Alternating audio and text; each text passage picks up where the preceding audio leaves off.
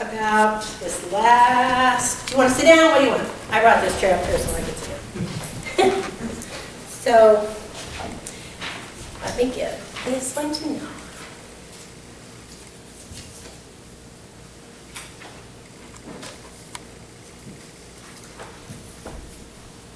We are going to talk about that last scripture that I just read. You know how Jesus taught his disciples? We call them parables. Do you kind of know what a parable means?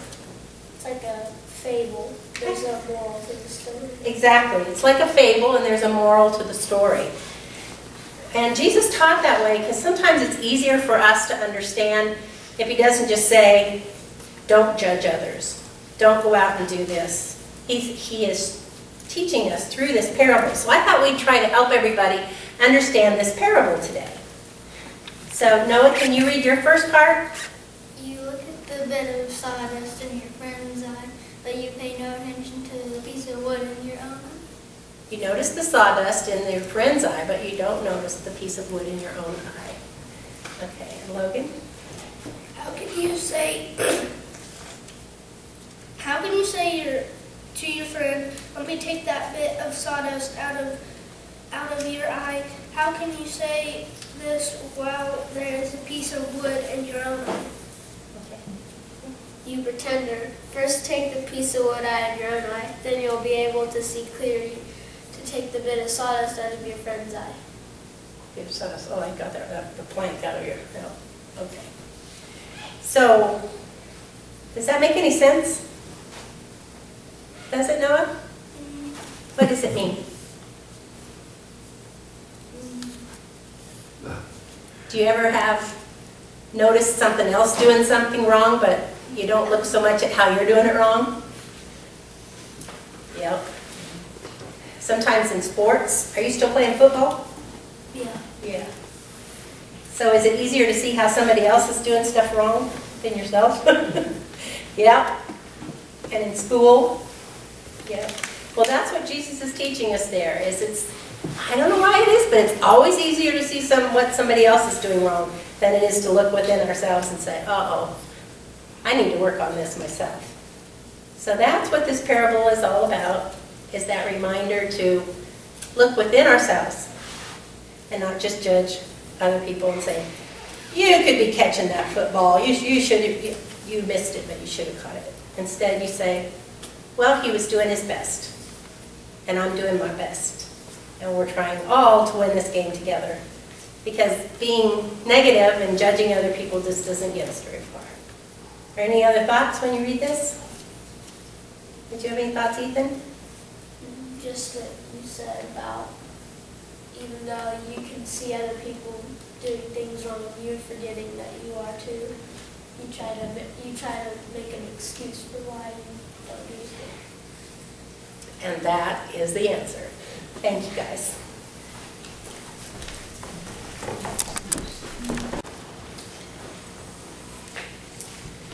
Well, today we're going to talk about conflict. And as I was thinking about this, I realized that we, as Swedenborgians, as this group gathered here, tend to be a thinking people. I have heard some say that to be a Swedenborgian, you have to be willing to think deeply. You have to be willing to question what you have learned in the past, as a child, an adolescent, a young adult, and on and on. We are kind of continual learners, because God is a continual teacher. I like this. It works for me. But I do think we have to be careful, because I think we can think too much. I know I can think too much. We can try to control this uncontrollable world by trying too hard to make sense out of what happens and what happened. To justify our actions, as Ethan mentioned, to justify why we do the things we do with our thoughts, our thinking, and kind of digging ourselves into a way of thinking maybe we're superior in some way. We all know that God created us with hearts and minds, with a will and an understanding. And the will is our desires, what's important to us, and our understanding is our thoughts. When we were were each created with a will, God was intentional in giving us free will. We could have been created to always follow God's will, but I believe that God loved us so completely and knew it would only benefit us if we chose to try to follow God's will. We're never forced to do so, and that is where the rubber meets the road, as they say. In our Old Testament reading from 1 Samuel, the people are in conflict with Samuel. Now, he has been a good judge. He has been a loving judge. He has brought the people back into a worship of the Lord in a very positive and affirming way. But now he's getting old. They don't know who's going to lead them next, so they want a king. They want a king like all the nations, a king who will lead them in battles, fight their battles for them. This pictures the time in our lives when we really want to understand why things are the way they are. We want to understand these religious principles. Why are we supposed to do X and not Y? Why? We think. And this is not bad. In fact, it's a necessary part of our development. And as I mentioned, the Lord never interferes with our freedom of choice. But as the Lord told Samuel to tell the people, there are consequences when we're just using our minds, because the kings represent that time where we're just thinking things through. A king signifies truth, but the truth should not have control in our lives or have command. Good must always lead our thinking. We must always have love within our hearts when we're trying to understand something. Seeking a king represents that separation from our thinking and our good, and that gets us into trouble. Every one of us, our spouse, our children, our friends, each has our own will. And sometimes they clash. And sometimes conflict can ensue. Conflict is a normal part of life, but it's never fun. It hurts. It hurts us, and it hurts the one that we're in conflict with. Conflict arises from differences. Differences generally in how we understand things, how we see things, what we believe, how we react. It can break the trust we have in one another. It can cause us to feel our way of thinking is not respected and valued and loved. Everyone experiences these clashes. And it seems sometimes in our lives it's worse than others. But I think maybe the only way to avoid conflict is to hole up in a hermitage, never go out of your house, don't talk to anybody, and don't have any interactions. And even then, I think we might find conflict with ourselves. It's just a part of life. We have family conflicts, friend conflicts, church conflicts, neighbor conflicts, work conflicts, and on and on. And sometimes we just want to push them aside. Prefer not to think about it. Let the dead dog lie, as some people say.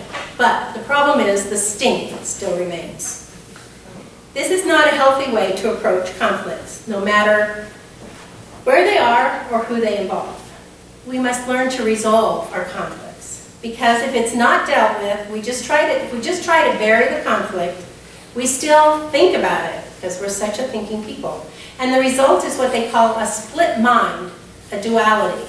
We have good guys and bad guys. We have my way and your way. We have my side and your side, winners and losers. The balance of head and heart, that balance between our will and our understanding, is off kilter. And what we tend to do is think about it with our minds and continue to justify our way of thinking and what our decision was and our part in that final decision. Often we say to ourselves, oh, that doesn't bother me anymore. I've let it go. But sometimes we're still hanging on to it subconsciously, even when we think we've let it go. Unless we truly address it, it's there. And it affects our interactions with that person, our interactions with one another, and our life in general. This causes this separation, a gulf between those in conflict. It's like the dust that just keeps coming in our windows, and we dust it away, but it keeps coming back. Unless we truly address it, it's going to be there. Personally, I don't like conflict, and I doubt there's many of you here that do. The result is I'm really good at pushing things aside and trying to ignore conflictual issues. And it'll work for a while, but the hurt is still there, and it does come up, and it affects how I see things and feel about others. And it affects my future decisions, even when I don't think about it. You know, so often when I'm working on something, what to say in a sermon, it's things that I'm dealing with that I choose to talk about and to look into. That's one of the benefits, I think, of writing sermons, is you take time to look into this issue. You search the scriptures for what it might say and other books. And I've been reading quite a bit about conflict, and I found one suggestion that it seemed right to share with you today. And for our start in this new church year. The books say, and I like this concept, the ego is constantly searching for a solid and superior identity. The reality is we like to be right. We tend to justify what we do and say by thinking about it and running it over and over again in our mind. And I read there's no better way to remain stuck than where we are than to baptize and bless the way we have always been, the way we have handled it. That's just the way I am. How often do we hear that, and how often do we say that? The human ego will always try to name, to categorize, to control, and keep us in our mind, because it's when we move from our mind to our heart that we can look and see what's really going on.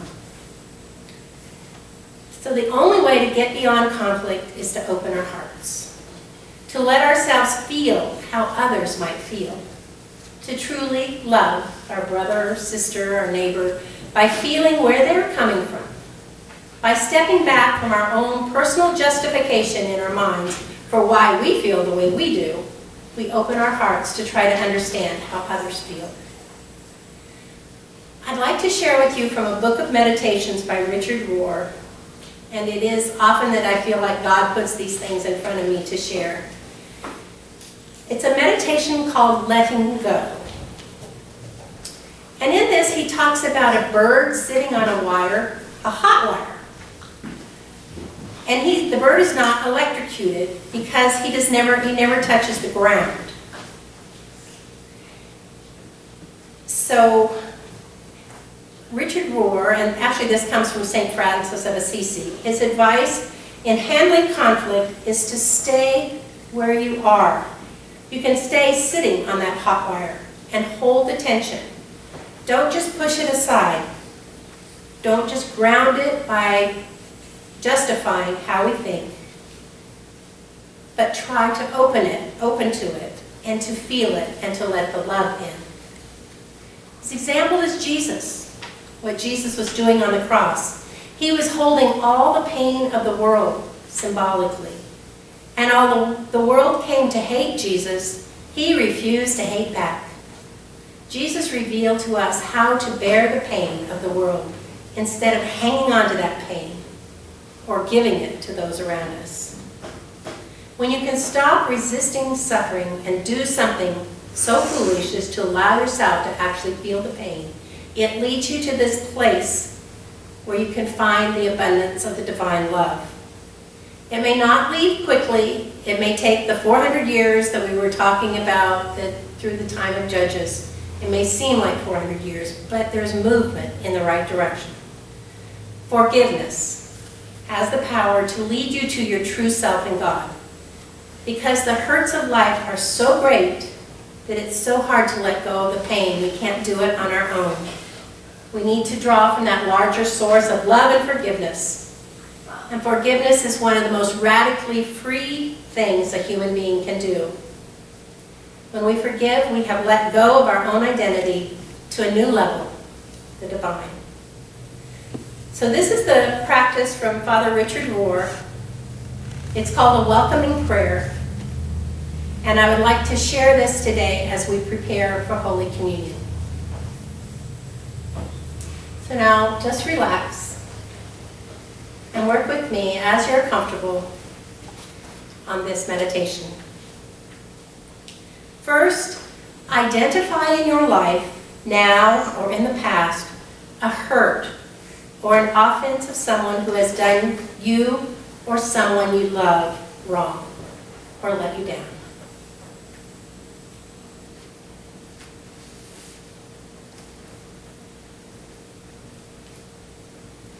Feel the pain of the offense the way you first felt it or are feeling it at this moment, and feel the hurt in your body.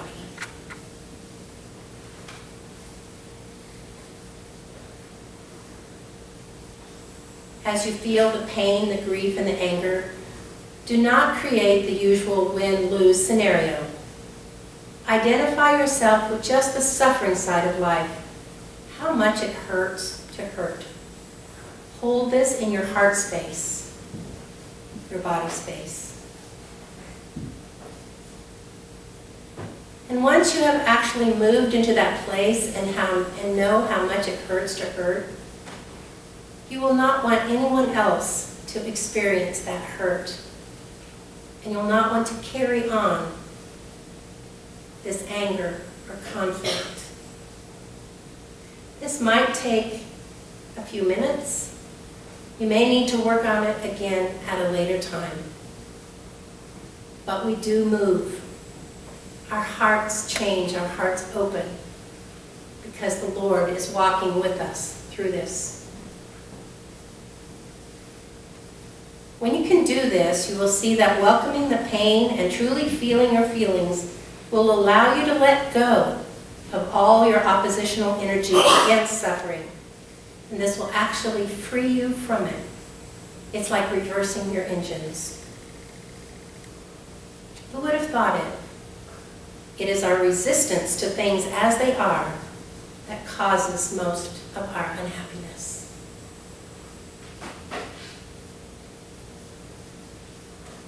Oh Lord, open our hearts. Help us to move from that thinking place that serves us so well as we justify our actions, our decisions, our conflict. And as we open our hearts, may we feel that anger leave. May we feel that justification and all that we have built up be released into your love. Bring us peace, Lord. Help us forgive. Be with us. Amen.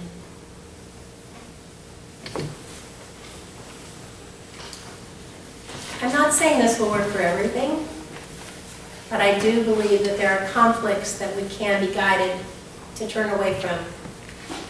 So I gave it to you on the back of your bulletins if you want to try it again. It's all written out there. So it takes more than one time. Now we're going to enjoy communion together.